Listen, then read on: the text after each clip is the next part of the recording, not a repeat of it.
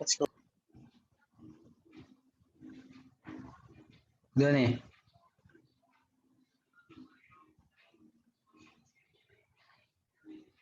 Assalamualaikum warahmatullahi wabarakatuh.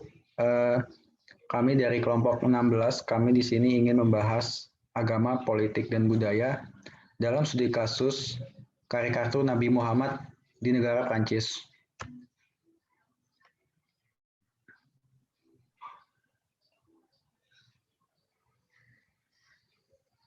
Yang pertama, agama.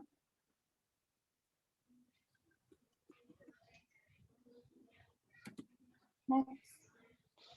Menurut Edward Burnett Taylor, agama adalah keyakinan yang dimiliki seseorang terhadap makhluk spiritual, seperti misalnya jiwa, roh, atau hal-hal lain yang berperan dalam kehidupan manusia. Menurut Herbert Spencer, manusia pada zaman dahulu telah sadar bahwa kematian adalah sesuatu yang pasti akan dialami oleh seluruh orang, dan manusia pada zaman purba tersebut meyakini bahwa di suatu benda ataupun manusia bisa terdapat kekuatan magis yang meliputinya. Next.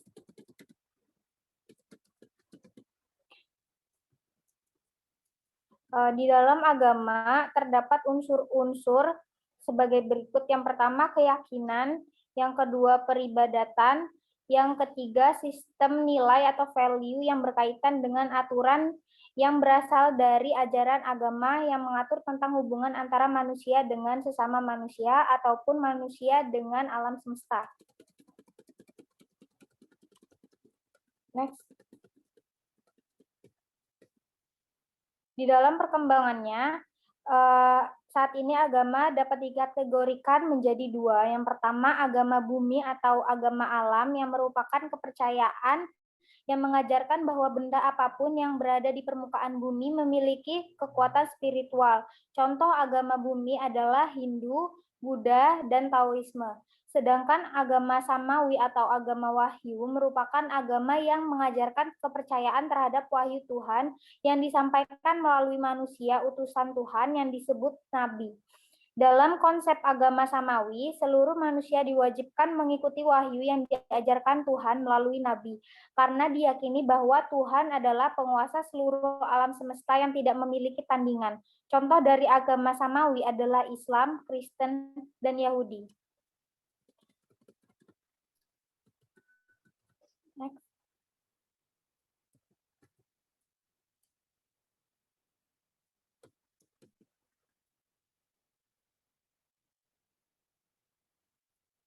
Selanjutnya adalah politik. Istilah politik berasal dari kata politik dalam bahasa Inggris yang berarti bertindak atau menilai dengan bijak, menilai dengan baik, bijaksana.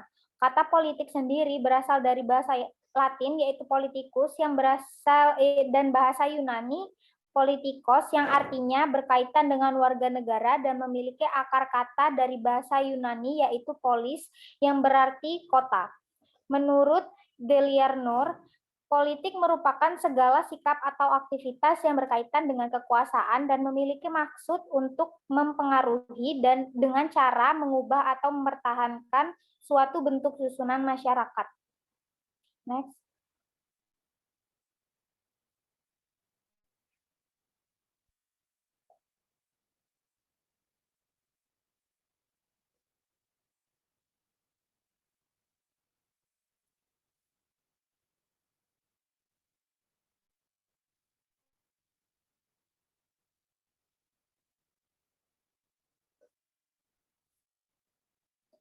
Selanjutnya, politik memiliki unsur yang terkandung di dalamnya. Yang pertama, ideologi politik, yang aturan hukum, konstitusi berperan sebagai hukum dasar sistem politik bagi suatu negara, aktivitas politik yang dilaksanakan melalui lembaga-lembaga politik, subjek kekuasaan politik yang menyelenggarakan aktivitas politik terdiri dari lembaga pemerintahan dan masyarakat, dan yang terakhir tujuan politik. Selanjutnya, budaya. Selanjutnya adalah budaya. Definisi dari budaya Definisi dari budaya menurut Sir Edward Bernard Taylor adalah suatu kompleks yang meliputi kepercayaan, ilmu pengetahuan, hukum, kesenian, adat istiadat, akhlak, dan banyak kemampuan-kemampuan serta kebiasaan-kebiasaan lain yang didapatkan oleh manusia sebagai anggota dari masyarakat.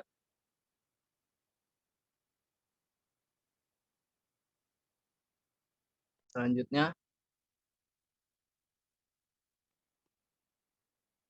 di dalam konsep budaya terdapat 3 wujud dari budaya itu sendiri menurut Kuncharaningrat. Ketiga wujud budaya tersebut yang pertama adalah wujud budaya sebagai suatu kompleks yang memuat gagasan, ide-ide, norma, nilai, dan peraturan, dan sebagainya. Kemudian wujud kedua dari budaya adalah sebagai sebuah kompleks dari aktivitas dan tindakan berpola manusia dalam suatu masyarakat. Wujud ketiga dari budaya adalah sebagai benda-benda hasil dari karya peradaban umat manusia. Selanjutnya, sedangkan menurut Donald Campbell, terdapat beberapa kecenderungan atau sikap yang dimiliki oleh orang di setiap kebudayaan yang ada. Sikap-sikap tersebut diantaranya, yang pertama, percaya bahwa apa yang terjadi di budayanya adalah natural dan benar, sedangkan apa yang terjadi di budaya lain adalah tidak natural dan tidak benar. Kemudian, orang cenderung beranggapan bahwa adat istiadat budaya yang dimilikinya merupakan valid secara universal. Ketiga, orang cenderung memihak pada budaya mereka. Kemudian orang akan bangga pada budaya mereka. Dan yang terakhir, orang cenderung memusuhi kelompok budaya yang lain.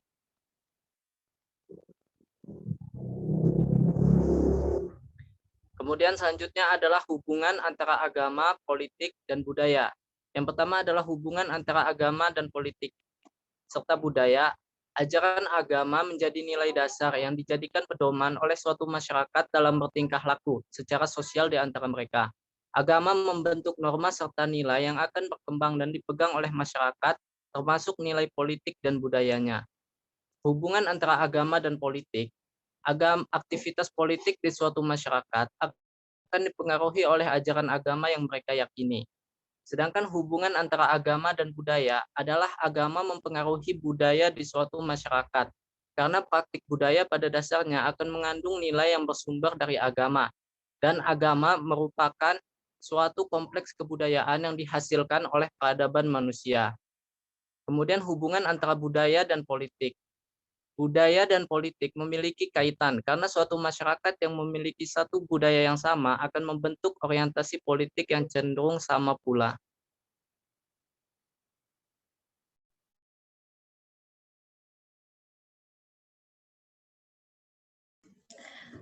Kemudian kita akan membahas mengenai studi kasus yang akan kita ambil. Studi kasus yang akan kita ambil pada kesempatan kali ini yakni mengenai karikatur Nabi Muhammad SAW di Perancis pada tahun 2020, tepatnya di bulan Oktober. Pada saat itu terjadi suatu peristiwa yang membuat umat muslim di seluruh dunia sangat geram. Karena seorang guru menunjukkan karikatur Nabi Muhammad SAW kepada murid-muridnya di depan kelas sebagai bagian dari pembelajaran kewarganegaraan. Perlakuan guru tersebut sangat disayangkan dan dianggap sebagai bentuk penghinaan dan serangan terhadap umat Islam Nabi Muhammad SAW. Dari peristiwa tersebut, ada beberapa tanggapan atau pernyataan dari Presiden Prancis itu sendiri yang dianggap menghina Islam, dan pernyataan tersebut sangat kontroversial dan cukup menghebohkan umat muslim di seluruh dunia, dan memiliki beberapa tanggapan pula dari berbagai negara yang mayoritasnya adalah penduduk muslim. Yang pertama, beliau berbicara bahwa ada kelompok radikal Islam, sebuah organisasi yang mempunyai metode untuk menentang hukum republik dan menciptakan masyarakat secara paralel untuk membangun nilai-nilai yang lain. Beliau mengatakan seperti itu setelah terjadinya setelah terjadinya guru tersebut menunjukkan karikatur kepada siswa-siswa dan guru tersebut dikecam oleh berbagai pihak di belahan dunia, terutama umat Muslim. Dan setelah kejadian tersebut, Presiden Prancis mengeluarkan pernyataan yang seperti yang saya katakan tadi. Nah, setelah pernyataan tersebut dikatakan, seminggu setelahnya terdapat insiden yang sangat tidak diinginkan. Guru tersebut yang menunjukkan karikatur kepada murid-muridnya itu tewas ditikam oleh seorang pemuda di daerah sekitar sekolah tempat beliau mengajar. Nah, setelah kejadian tersebut, Presiden Prancis pun kemudian mengeluarkan lagi pernyataan-pernyataan yang cukup kontroversial dari pernyataan beliau sebelumnya, seperti salah satu warga kami dibunuh hari ini karena dia mengajar murid-muridnya tentang kebebasan berekspresi. Kemudian beliau mengatakan rekan kami diserang secara mencolok sebagai menjadi korban serangan teroris Islam. Lalu beliau mengatakan pula mereka tidak akan menang, kami akan bertindak tegas dan cepat. Anda dapat mengandalkan tekad saya. Kemudian next.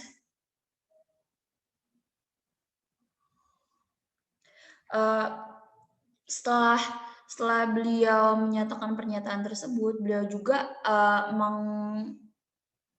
menegaskan bahwa sekularisme adalah pengikat persatuan Prancis. Jangan biarkan kita masuk ke dalam perangkap yang disiapkan oleh kelompok ekstremis yang bertujuan melakukan stigmatisasi terhadap seluruh Muslim.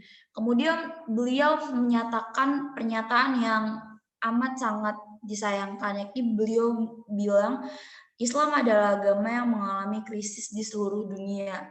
Pernyataan Presiden Prancis tersebut sangat amat disayangkan. Banyak dari berbagai pihak mengecam pernyataan-pernyataan yang telah dikeluarkan oleh Presiden Prancis tersebut. Pernyataan-pernyataan beliau dinilai telah menghina Islam. Ini pun berkembang menjadi friksi hubungan dagang antara Prancis dan negara-negara penganut ajaran Islam, terutama hubungan antara Prancis dengan negara-negara Muslim yang ada di Timur Tengah. Selanjutnya akan disampaikan oleh rekan saya.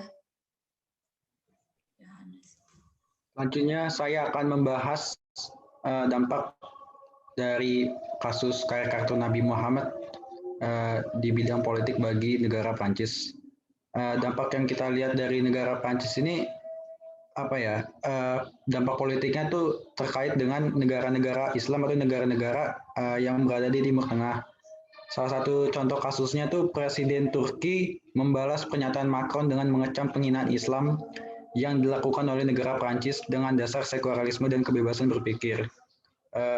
Selanjutnya ada Kerajaan Arab Saudi. Kerajaan Arab Saudi juga melakukan kecaman dari perkataan pemimpin negara Prancis tersebut. Ia lewat Kementerian Luar Negerinya itu mengecam tindakan penggambaran Nabi dalam agama Islam. Kerajaan Arab Saudi juga menantang pengaitan antara Islam dengan terorisme. Selanjutnya,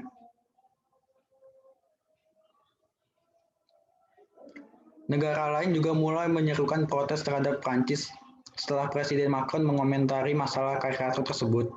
Negara-negara seperti Maroko, Qatar, Irak, dan Suriah itu menyerukan boikot kepada produk-produk Prancis yang beredar di negara mereka. Hal ini tentu saja menjadi sinyal mundurnya hubungan Prancis dengan beberapa negara, terutama negara Islam. Dalam kasus di Indonesia sendiri, Indonesia itu mengirimkan nota diplomasi terhadap Prancis karena kasus ini. Selanjutnya.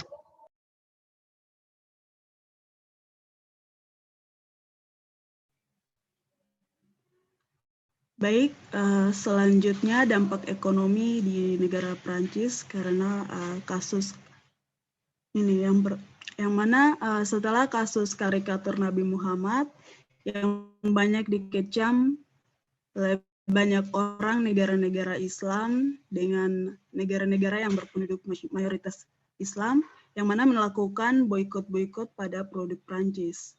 Karena kampanye boikot ini, Prancis harus menanggung rugi yang patut diperhitungkan, yang mana dampaknya yang paling terlihat adalah berkurangnya nilai ekspor Prancis menuju negara Timur Tengah. Hal yang dapat dijadikan acuan dampak kampanye boikot ini adalah nilai saham dari perusahaan-perusahaan di Prancis. Next. Baik, yang berikut peran masyarakat dalam kasus karikatur Nabi Muhammad. Jadi dalam kasus ini masyarakat memiliki pengaruh yang besar dalam mempengaruhi kasus ini. Jadi seperti contohnya waktu itu viral dengan tanda pagar boikot Perancis, yang mana produk di media sosial menjadi tanda bahwa peran masyarakat sangat besar dalam mempengaruhi tindakan publik dan negara dengan kasus ini. Selanjutnya terdapat juga organisasi masyarakat atau ormas yang menjadi motor dalam protes terhadap negara Prancis. Hal ini dapat dilihat di Dutaan Besar Prancis. Selanjutnya akan di... Oke, baik dari kasus ini terdapat landasan teori yang mungkin menjadi untuk perspektif dalam memandang kasus ini, yakni teori Clash of Civilization atau COC, atau dalam bahasa Indonesia yaitu benturan peradaban, yang dikemukakan oleh Samuel P. Huntington. Jadi Samuel P. Huntington sendiri merupakan guru besar di Universitas Harvard. Dia berpendapat bahwa di masa depan atau masa setelah Perang Dingin, sumber konflik dunia tidak lagi berasal dari ideologi atau ekonomi, melainkan lewat budaya ataupun peradaban. Huntington sendiri mendefinisikan bahwa peradaban adalah pengelompokan tertinggi dari orang-orang yang tingkat identitas budayanya paling luas, sehingga membedakannya dari spesies lain. Huntington mencatat ada 9 peradaban besar di dunia, yaitu Barat, Konfusius, Jepang, Islam, Hindu, Cina, Amerika Latin, Kristen Ortodoks, dan Afrika. Huntington pun menyatakan bahwa menurutnya benturan yang paling keras yang akan terjadi di masa depan yakni kebudayaan Barat, khususnya Kristen dengan kebudayaan Islam. Oke. Jadi sekian presentasi dari kelompok kami.